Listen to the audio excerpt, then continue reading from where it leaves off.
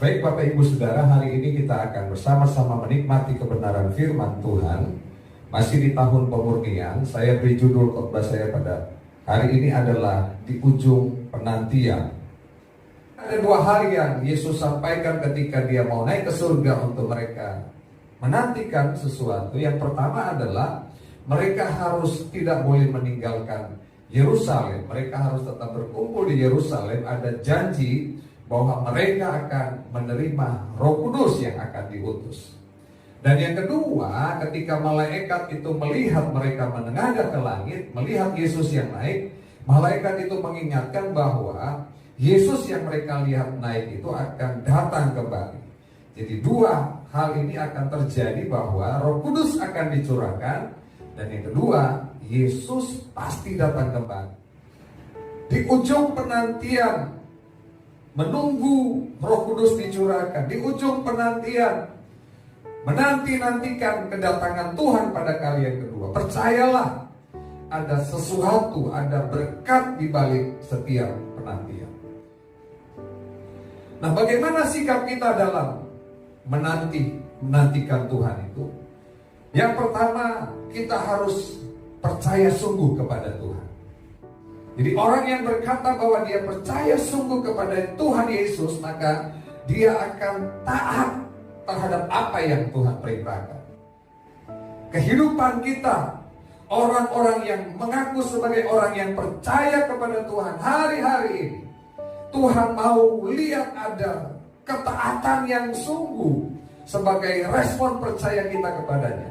Ketaatan untuk mentaati firman-Nya, ketaatan untuk melakukan kehendak-Nya, ketaatan untuk hidup benar di hadapan Tuhan. Itu adalah respon kita sedang menanti-nantikan Tuhan yang kita percaya. Dalam Yakobus pasal 2 ayat yang ke-17 dikatakan, demikian juga halnya dengan iman.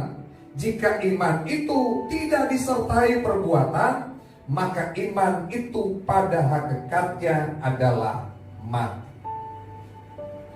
Dalam menanti kedatangan Tuhan, kita harus memiliki iman yang harus ditunjukkan dengan perbuatan benar, perbuatan ketaatan kita kepada Tuhan. Kita memang percaya Tuhan mampu melepaskan kita, Tuhan mampu meluputkan kita, Tuhan mampu menjaga kita dengan sempurna, Tuhan mampu mencukupkan segala kebutuhan kita. Tapi bagian lain adalah kita harus melakukan apa yang menjadi bagian kita. Ketaatan kepada perintah-perintah Tuhan, ketaatan sebagai orang yang bertanggung jawab untuk melakukan hal-hal yang benar, bukan hal-hal yang salah, bukan hal-hal yang kemudian mencobai Tuhan, tapi sungguh-sungguh melakukan seperti apa yang sesuai dengan firman Tuhan. Yang kedua, bagaimana sikap kita dalam penantian? Kita harus berfokus kepada janji Tuhan, supaya di ujung penantian itu ada sesuatu yang Tuhan nyatakan. Bagaimana menunjukkan kepada Tuhan bahwa kita sungguh-sungguh percaya kepadanya? Kita harus setia dan bertekun, bersabar terhadap janji-janji Tuhan. Jangan pernah berhenti menantikan janji Tuhan. Sebab hanya mereka yang terus bertekun, mereka yang terus setia, mereka yang terus bersabar menantikan janji Tuhan, mereka yang tidak menyerah di tengah jalan, mereka itulah yang akan menerima pertolongan dan berkat terbaik dari Tuhan. Katakan amin.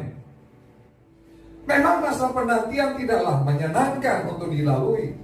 Ada pergumulan di sana, ada pencobaan di sana, ada kesusahan di dalam masa-masa ujian, ada kesukaran yang kita akan hadapi. Jangan menyerah, teruslah berdoa, teruslah percaya, teruslah berharap dalam iman, setia dan bertekunlah.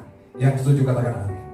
Dalam Ibrani pasal 10 ayat 35 dan 36 dikatakan, janganlah kamu melepaskan kepercayaanmu, karena besar upah yang menantinya. Kamu memerlukan ketekunan supaya kamu memperoleh apa yang dijanjikan itu. Diperlukan ketekunan supaya kita memperoleh apa yang dijanjikan itu. Yang percaya katakan amin. Terus setia, terus bersabar, terus tekun terhadap janji Tuhan. Maka percayalah firman Tuhan katakan, kamu akan memperoleh apa yang dijanjikan itu. Biarlah waktu-waktu penantian ini kita gunakan untuk terus membangun keintiman dengan Tuhan. Kita tetap menanti-nantikan Tuhan dengan sabar. Jangan menyerah pada keadaan apapun, sebab kita tahu janji Tuhan itu adalah ya dan amin. Bagaimana sikap kita dalam penantian? Yang ketiga, rindukan pribadinya. Rasa rindu merupakan akibat dari rasa cinta. Dengar baik Bapak Ibu Saudara, bukan hanya kita yang merindukan Tuhan, tetapi Tuhan pun sangat rindu untuk bertemu dengan anak-anak. Seperti gambarannya ketika anak bungsu yang pergi keluar dari rumah bapak. Bapaknya itu sangat rindu sekali. Terbukti kerinduan bapak itu di dalam Lukas pasal 15 ayat 20 dikatakan, ayahnya itu berlari mendapatkan dia, lalu merangkul dan mencium dia. Ayahnya tidak lagi peduli anaknya dari mana, habis melakukan apa, udah baunya seperti apa. Alkitab mencatat ayahnya yang sangat rindu itu berlari mendapatkan dia, lalu merangkul dan mencium dia. Ini adalah gambaran Bapa kita di surga. Ini adalah gambaran Yesus yang sangat merindukan kita semua. Dia ingin terus merangkul kita. Dia sedang berlari untuk merangkul dan mencium kita. Tapi seringkali kita menolak kerinduan Tuhan. Seringkali kita tidak merespon kerinduan Tuhan itu. Tapi hari ini kalau kita sedang dalam sebuah penantian, menanti-nantikan Tuhan, mari kita responi. Kita juga harus berlari kepada Tuhan. Kita merangkul dan mencium Tuhan, sehingga tercipta yang namanya keintiman di sana. Orang yang saling menanti-nantikan pasti memiliki kerinduan yang mendalam dari antara pribadi yang satu dengan yang lain, sehingga waktu bukanlah halangan. Gak peduli berapa lama, itu bukan menjadi sebuah halangan, karena kita merindukan pribadi tersebut. Hari ini apakah hati kita sungguh-sungguh bergelora? Ada sebuah kerinduan untuk menanti-nantikan Tuhan, karena Tuhan itu sangat merindukan kita.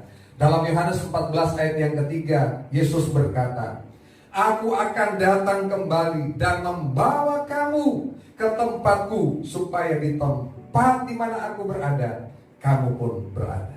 Ini ungkapan kerinduan Tuhan. Dia pergi dan dia pasti akan datang kembali. Untuk apa? Dia berkata bahwa aku akan membawa kamu ke tempatku, supaya di tempat di mana aku berada, kamu pun berada. Menanti-nantikan Tuhan bukan sekedar saat kita hanya membutuhkan pertolongannya. Bukan hanya sekedar kita membutuhkan kesembuhan darinya. Ketika kita menderita, bukan hanya sekedar kita mau dicukupkan segala kebutuhan atau banyak hal yang sedang kita butuhkan. Tapi ketika kita menanti-nantikan Tuhan, itu artinya kita sedang menantikan pribadinya. Termasuk kita sedang menantikan kedatangannya pada kali yang kedua. Nantikan Tuhan, sebab di ujung penantian pasti ada berkat, pasti ada sesuatu yang indah.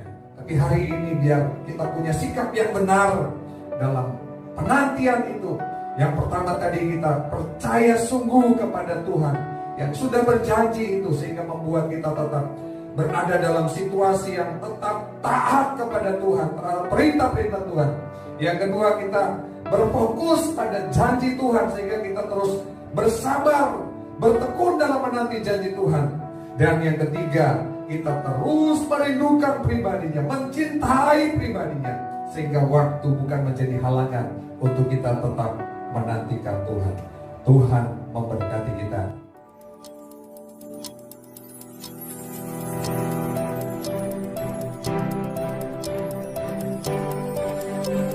Audio Jungle.